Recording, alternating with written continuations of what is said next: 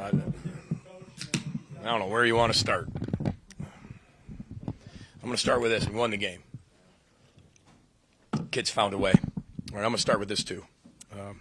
Wore this blue wristband. Our community's been through a lot. I've been here 9 years. I watched our community go through an awful lot of things. That's why Heather and I love it here so much, is because of the response and the resolve of the Twin City area and the state of Minnesota. And I've watched a lot of horrific things at times and a lot of special things at times. And I'm no bigger than anybody. I'm a member of our community like everybody else. But today was a really, really special win. We had Fletcher's 3 buddies and his brother join us yesterday from the Annunciation shooting, and Fletcher was one of the young people who lost his life.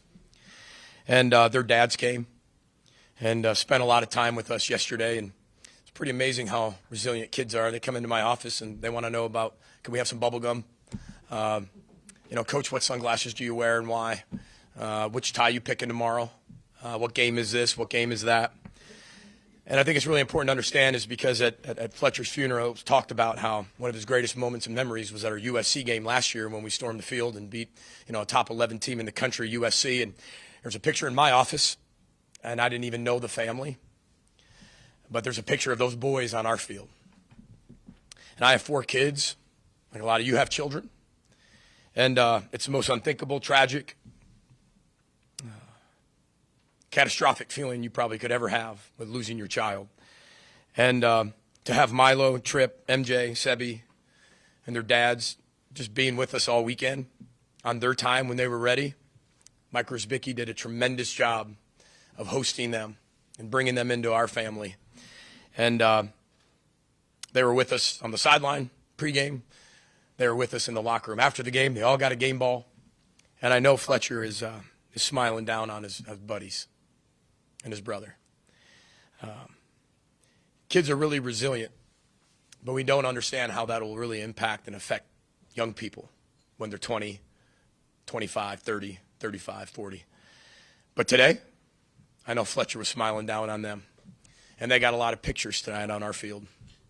And they're able to create a moment, memory, and hopefully have a little bit of peace, solace, and hope for the future by how our team played tonight with the resiliency and the resolve of what Row the Boat's all about. We can't bring Fletcher back. We can't make it easier. But I hope that for 45 minutes in my office here, for pregame, to that locker room, they could smile. And I thought they did. So this goes way bigger than football, everybody. I get paid to win, but I understand my role as a head football coach. I understand the obligation I have and the job I have to do and who I represent, and I never take that lightly. And the opportunity you have as a head football coach in a sport for entertainment and judgment to make an impact on other people's lives. And that's why I row the boat. People could say it's corny. It's 13 years, everybody. Move on. Find a new word. Just find a new word. It's 13 years. It's almost 100 wins. Move on. Corny? It's never give up. It's what we just talked about with Team Fletcher. And if you're going to call that corny, you have issues and problems. So it's what our team showed tonight, though, was exactly the resolve, the resiliency, and what Row the Boat's all about. And I'm so darn proud of them. I don't know if I've been a part of a win like that. That meant so much, and you didn't even know it until the final horn of what impact that could make on a lot of people's lives. And coming off of that loss last week, I don't think people understand how hard that is to do what our players just did, our staff just did. As hard as it was, they found a way to win. And we get judged on our wins and losses, but boy, I sure love being the head football coach for all the other things as well. And number one is changing lives. So you want as a head coach to change people's thoughts, perceptions, and ideas. We're 5-3, and you think we're 2-10 at times. We're doing our job, and I'm getting there. We were 5-3, Garrett. Okay, you got a 35 on your ACT, slow your roll. I love you. I'm getting there. We were 5-3, and you think we're 2-10. That's changing thoughts, perceptions, ideas, and expectations, and that's my job. Now we're 6-3. We're 1-0 in the Michigan State season, and our guys could have quit with the way that game went? Nope. So again, we're just the University of Minnesota, just a group of 108 young men, but really, really special what they did tonight. Got to give Michigan State a lot of credit. They're really well coached. Coach Rossi's a really, really good defense coordinator. Jonathan Smith's a really good football coach. It is hard to win in the Big Ten. There's 18 of us that are working on doing the same thing every single week, and it's something's got to give, something's got to take, and I'm just proud that we scored more points than they did to end the football game. So with that, started off with that. We're very excited about the victory, but there's a lot of things that are bigger than this victory. So we'll start with that. Andy, go ahead. PJ, back to the play call at the end to Drake, the naked boot. Walk us through kind of what was said on the headset and kind of what he did to execute. Yeah, 24 blast. Drake, keep it. At the 18-second mark in the play clock, Greg said, keep it. That was it. So if you want to call him dual threat, call him dual threat. He had minus 5 yards rushing, though. Listen, we work really hard, and it's been a long week, and I do have to smile, so I'm going to smile. I don't care. That's exactly how it went, though. I'm sorry. You talk about the resilience of this team, and I'm curious as a coach with a close game like this, how you build that resilience and keep that going. Well, we work on overtime all the time. We're working 2-minute all the time because you just don't know when you're going to get it. And, you know, we talk about one-possession games. Anybody who's been in our team meeting room, there's one win-loss record board in our team meeting room. And all it has to do with is one-possession games. What were we in 2019 in one-possession games? And it has our record. That's it. There's no, like, what we were 11-2. We were 6-1 in 2019 in one-possession games. And that's the record that's on there. Because in the Big Ten, you're going to have to win one-possession games, and you're going to have to be really good at it. So we're 3-0, I think, right now in one-possession games. Mission accomplished today. 1-0, 3-0. Found a way to score more points than they did, and overtime was really, really critical. I want to thank all of our fans. I know there's a lot of stuff going on this weekend. I want to thank all of our fans and for sticking around, hanging there with us. And if you happen to leave, you missed a heck of an ending. If I would have said Drake Lindsey's going to run it in for a touchdown to win it in overtime, you probably would have taken the under. You know, but boy, it's really proud of their resolve. PJ, when Michigan State went up 17-10 with 1:52 left, what was your message to your offense then? You ready? Row the boat. You know me for a long time. That was it. They kicked it out of bounds. I think our players were like, all right, here we go. And I thought they did a tremendous job execution. Greg called a tremendous – listen, there's so many small things that go into, like, we're that close. You know, our second half didn't look like very good offensive football. But we're leaning back on our throws. Technique stuff, all fixable, right? We get stepped on. We drop a ball. All this stuff correctable. That's what I love about it. There's so many certain things that we can get so much better at. But we know we have to play better. But the goal was to be 1-0. We'll handle how we got to 1-0 later. And but right now we got to 1-0 and we're going to celebrate it. That is the mission. We've done that since we've been here, and we'll continue to do that. So. What'd you think of the way the pass rush and pressure set the tone in the first half? Yeah, I thought with six sacks in the first half. I think that kind of changed their game plan in the second half. Ran the ball a lot more. They got the ball out of the hand, a lot more movement in the pocket, which give them credit. They adjusted really well. We didn't tackle as well in the second half. They gapped us out in a really good way. Gapped us out in the outside zone stuff. Sometimes we were there. Then you get handsy and peaky. That's when that thing comes out, and then you miss a tackle and it's down the road it goes. But what a tremendous job by Coy tracking them down. They just kept playing. This is just we had what people don't realize. Like we had so many guys out today. Like so many guys out. Some of our best players on the field. These guys, it's like a mash unit. Guys getting hurt left and right. This is our sixth straight game in the Big Ten. We got guys falling like flies. Even pregame. It was Zaquan Bryant. Pregame. He's in pregame. Right? He's going. He's good. Lands on his shoulder. Like, ugh.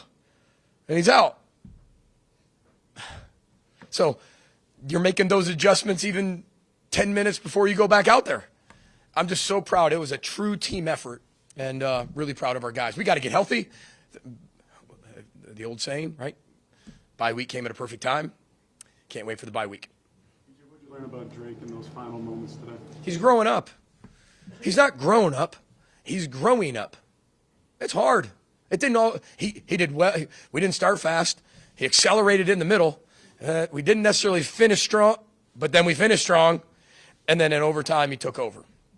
So I think when you look at, this is all part of the investment. It's not pretty because people will look at like the win-loss record. These are all the things that are necessary on the road to 500. We talk about the road to 500 all the time. You'll never arrive. But if you're not willing to invest in your quarterback as a freshman and go through some highs and lows, you're never going to get any better. In the world of like, oh, he did bad, replace him. Yeah, that's the demise of a lot of NFL quarterbacks that are pretty good. This kid's really good. But boy, it is not easy to win in the Big Ten, especially as a freshman. And he just continues to find a way. He rallies. He takes accountability. He watches. I mean, his preparation is tremendous. Never seen a freshman prepare like this young man. Doesn't mean he's perfect. Doesn't mean he's going to play well all the time. I mean, our first 2 drives couldn't have gone worse. Row the boat. Or back in the water and go. Fail and grow. Learn from it. And that's what this culture is allow our players to do. And I'm proud of that. Nobody's just getting ripped on the sideline. Quarterback's not getting ripped to make me look good. He's getting coached. He's a freshman. Everything you say to him matters. At every single proper moment matters. You're building scars. Scars are okay. Scars tell us where we've been. Some people want to get rid of their scars. No. Leave your scars. So I just love his guts. And the team believes in him. And when you got a team that believes in your quarterback, and he's really young, you feel really good as a head coach. PJ, in the spirit of Halloween weekend, I've got to ask you how it feels to be like an iconic person that people dress up as. Like, do you feel like you gave everyone that has a shaved head like a great costume? I prefer if I had like just George Clooney salt and pepper hair, really good looking guy, nope, because some people come look at me, I'm like, that's what I look like? And I'm like, Heather, please tell me I don't look like that. It's unique. It definitely is unique. I think when you're somewhere 9 years and people are accustomed to seeing what you do, my head football coach from San Francisco 49ers, Mike Nolan's here today. That's who I wear a tie for, him and Jim Tressel. And it's not for me. It's not an iconic look for me. I don't really want to wear like a coat, like a tie in 90-degree weather. I see all these coaches in polos, and I'm like, man, that would be so nice. But I wouldn't be here if it wasn't for that man. I mean, I taught 6th grade social studies. He cut me. Cut me. Said, please stop playing in the NFL. Like, my 3rd year, he's like, please, just stop. Stop, please. You're gonna really, really hurt yourself. Like, you're not good enough. Like, just leave. But you'd be a great coach. And he offered me a job. Who does that? And then him and his wife, Kathy, come back and watch games each year. This isn't my college coach, guys. This is an NFL coach, a business. And the guy who cut me. And to come back and be around and support us and Heather and I, and it's pretty cool. So I think it's a little bit mix of like the iconic, like a tie, and put a bald cap on, put some earphones on there, and let's go. So it is unique. It's when everybody starts, like the mom and dad do it too, and then the mom's dressed up as Heather. We get way more of that now, tattoo sleeve.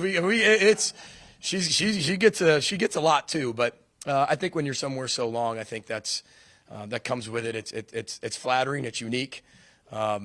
We had at one point someone show up. I think it was like Paul Chryst one day, little kids, Paul Chryst and Jim Harbaugh and me. And I was like, this might be the greatest Halloween costumes of all time. As all these kids went as coaches. It's the ones that are like.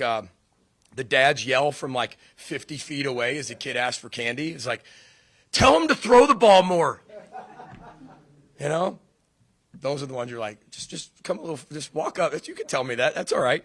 But it's unique. That's for sure. It's I don't know if flattering's the word, but I think it's just I think it just is part of it. So I'm not sure if Spirit Halloween has that yet.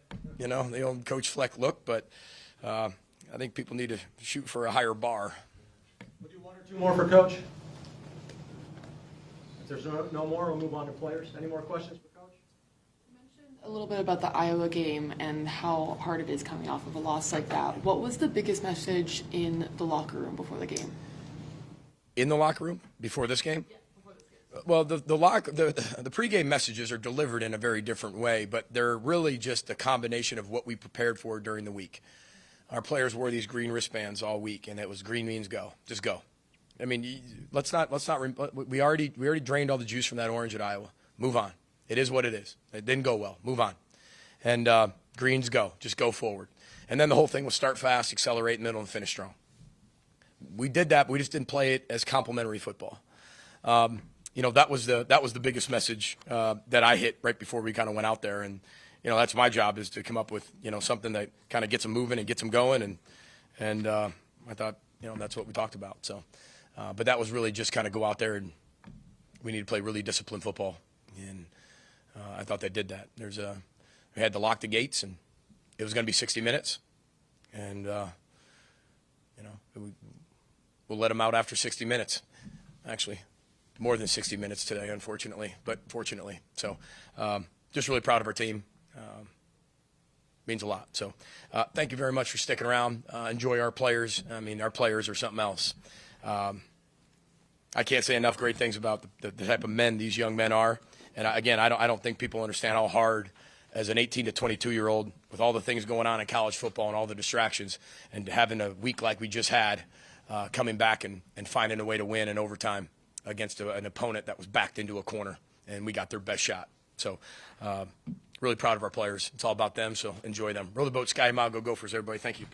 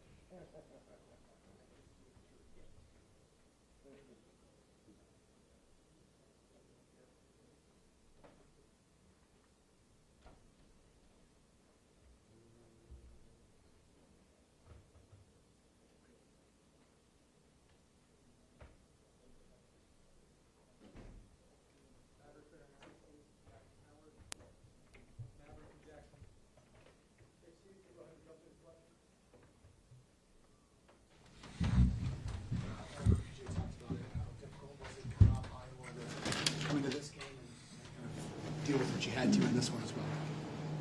Yeah, last week was a tough game and didn't go the way we wanted it to at all. And when you turn the film on the next day, and you gotta watch it, and that's the scars coach was talking about. You can't do anything about that, but you got to learn from it. You got to know that.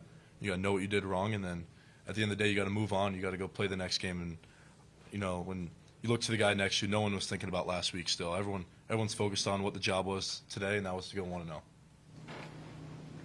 You got the news just before kickoff that Michigan State was going to switch quarterbacks. What was the changes on the sidelines from Danny? Yeah, coach did a great job the whole week preparing us for whether either guy was going to play. So we have our game plan, and we didn't know who was going to start today. So we prepared for both, and then you react from there.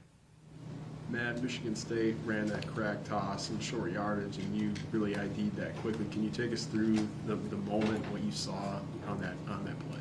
Yeah, 4th and short, they had a couple of perimeter plays earlier in the year, and coach got us a good tip on that and relayed it down through the headset, and we, as a unit, we all reacted to it well.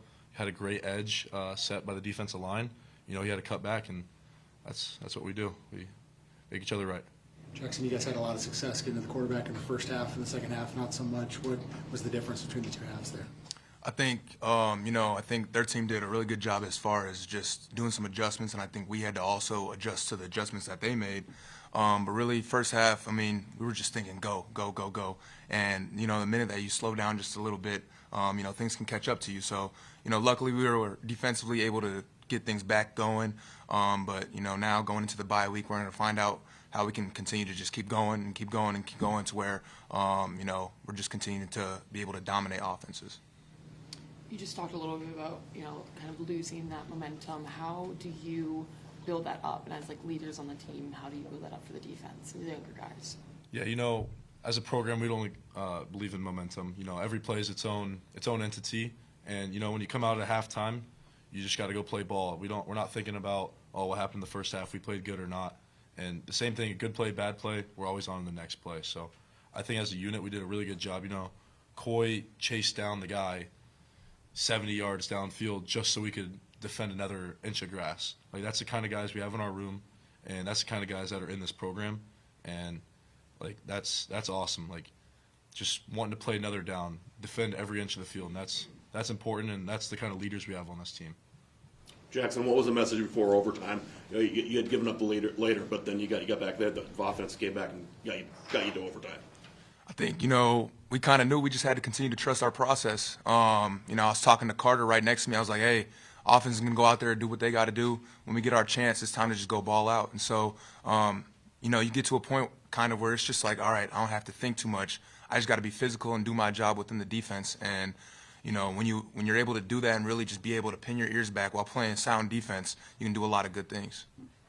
Jackson, you were mugged into a different spot on that sack. How much do you enjoy, playing in a defense that moves guys around for matchups like that? Man, I love it, especially because, practice-wise, I think I'll play in a lot of different positions, even linebacker on defense, but it's really like the way that Coach Collins got it is that he's going to mix things around like a puzzle and make the offense have to try to fix it. And, luckily in that play they didn't. And, if we didn't like that look, they switch things around, just keep switching them. But I think it's just the position versatility. I mean, you got guys like Rashawn Lawrence that can rush off of any offensive lineman possible, guys like Devin Eastern, Anthony Smith, Carter Menz, etc. I find it cool, the type of defense that we play and the type of violence that we like to bring to where, anybody can step up to the plate in whatever position, whatever technique. Maverick guys like Anthony Smith and Kerry Brown got banged up but got back into the game and made big plays. What does that say about your defense? Yeah, that's just the kind of guys they are. They're fighters, they're scrappers, and that goes back to winter workouts when you're tired at the end of the workout and you just got to keep going. And that's the kind of guys they are. That's the kind of men that we have on this defense, and that stuff you can't coach. That's built from 8 months of just hard work and dedication, just the love for one of another. And that's the kind of guys they are. So no one even blinked. Those guys always got our backs. Any more questions for Matt or Jackson? All right, thank you guys. Thank you, guys. Thank you.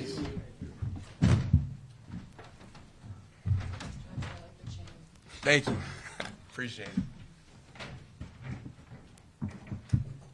Drake and Jameson in here in a moment.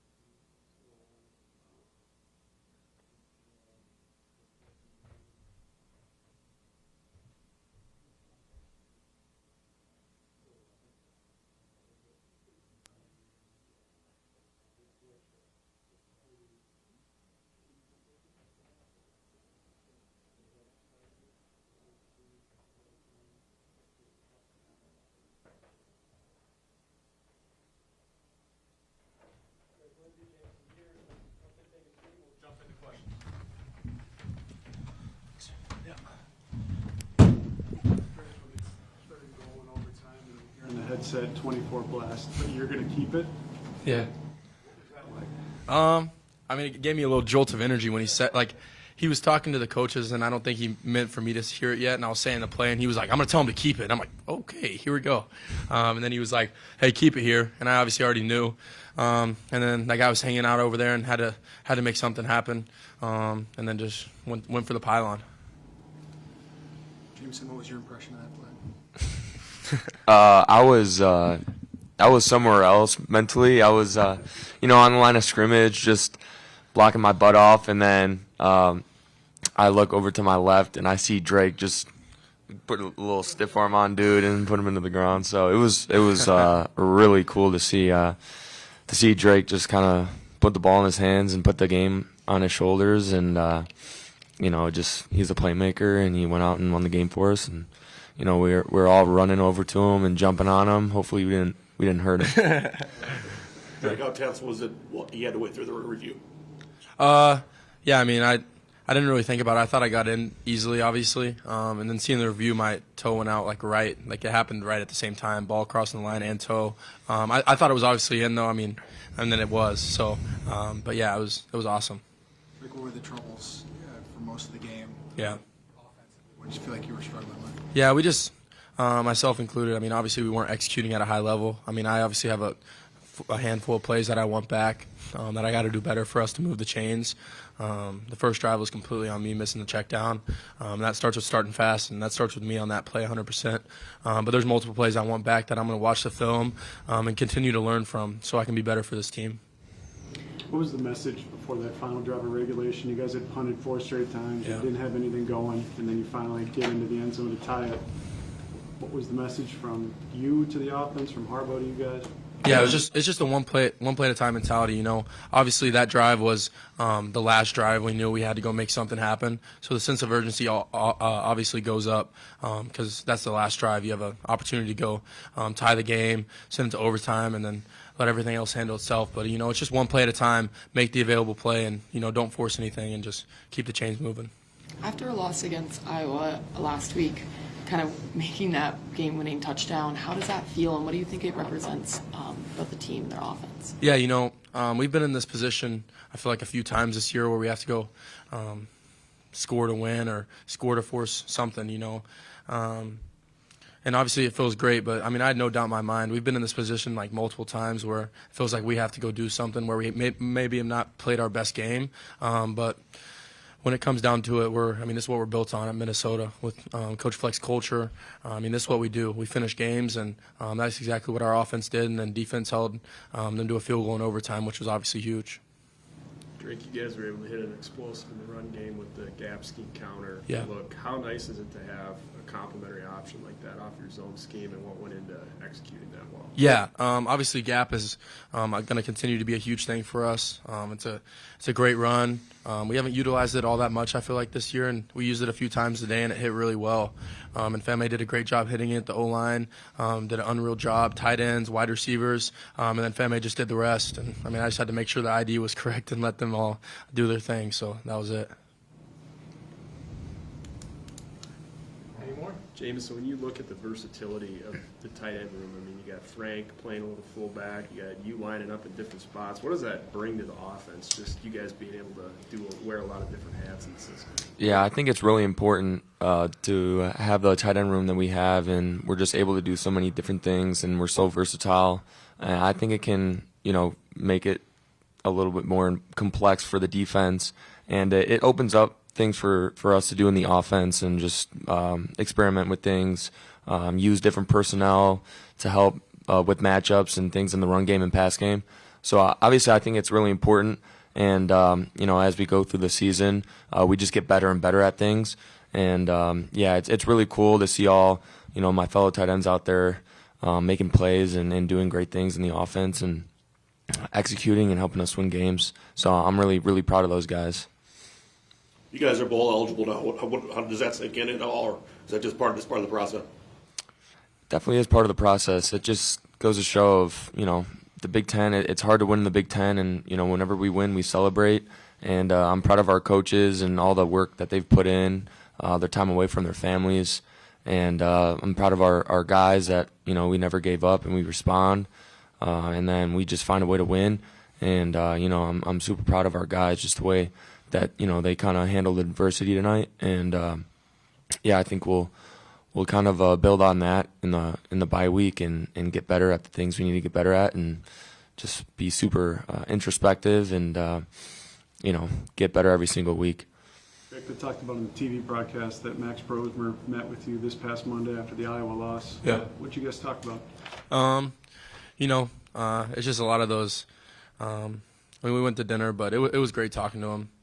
He's bringing me up after that game. It was obviously a hard loss, but there's only one thing you can do after games like that because it happens to everybody in the country, NFL, college, high school. I mean, you're going to have ups and downs, especially at quarterback, and you just got to stay mellow because this game's so full of highs and lows, and if you ride that roller coaster, you're just going to get caught up in it. So I think at the end of the day, our offense, our team, and with me, I mean, I think it starts with me. I just got to stay really even kill because if you ride this high after this win, then you can fall right back down on your face so quick. So you just got to stay even kill and just continue to get better and see what you can do better to help the team. Drake, PJ has said a couple of times, that sometimes as a young quarterback you're going to make young mistakes. Yeah. How do you balance that while also, being a leader for the offense and kind of leading? Yeah. I think you got to understand the situation within the game. Like last week at Iowa, the second pick that I threw was just me attempting to make a play. But the thing I learned from that was you got to play every situation like it's the fourth quarter with the game on the line. And that's what I applied to today. Is don't put the ball in harm's way, but you gotta be aggressive when you need to be, but don't be careless with the football. That's kind of what I learned from the Iowa game, and I think it'll help me the rest of the way. Any more questions? Thank you guys. Thanks.